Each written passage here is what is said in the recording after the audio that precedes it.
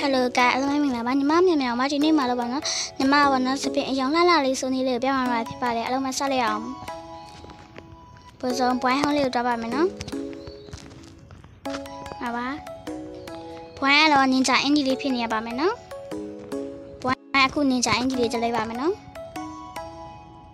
ခုတက်လိုက်ပါတော့မယ်ခုမရလေးရှိလို့ရှင်တော့ခွင့်လွှတ်ပေးကြပါနော်ခုမှလဲပါပြီလဲပါဆိုအမြင်သွားမယ်တပါလို့ရှင်ပါနော်ဒီကခဲလေးကိုပေါ့နော်ဆိုလက်ကျွေးလိုက်ပါလက်ကျွေးပါလို့ရှင်ပြီးကိုပွားလိုက်ပေါ့နော်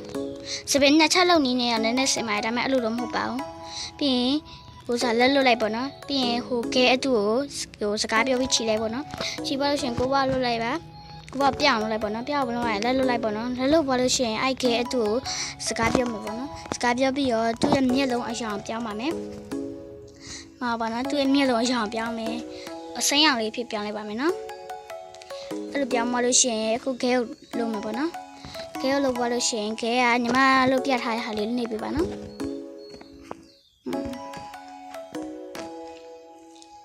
ခဲကပေါ့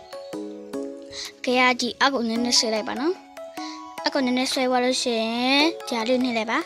နှိပ်ပါလို့ရှိရင်ဒါလေးပေါ့နော်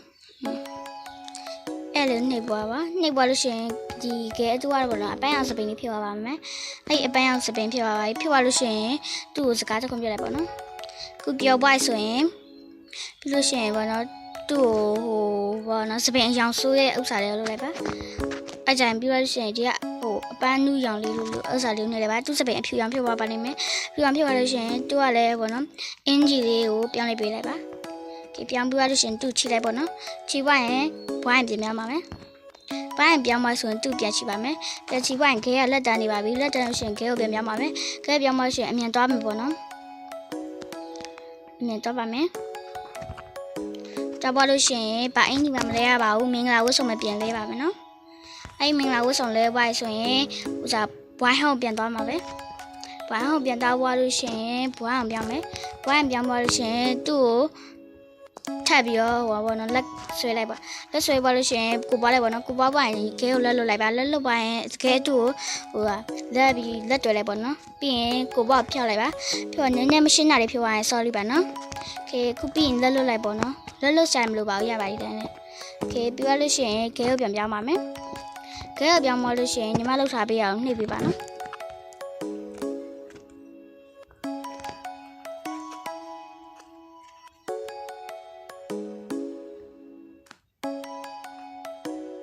ခဲပါနော်ဒီအရောင်လေးလောက်ပါဆိုရင်မကြည့်ပါ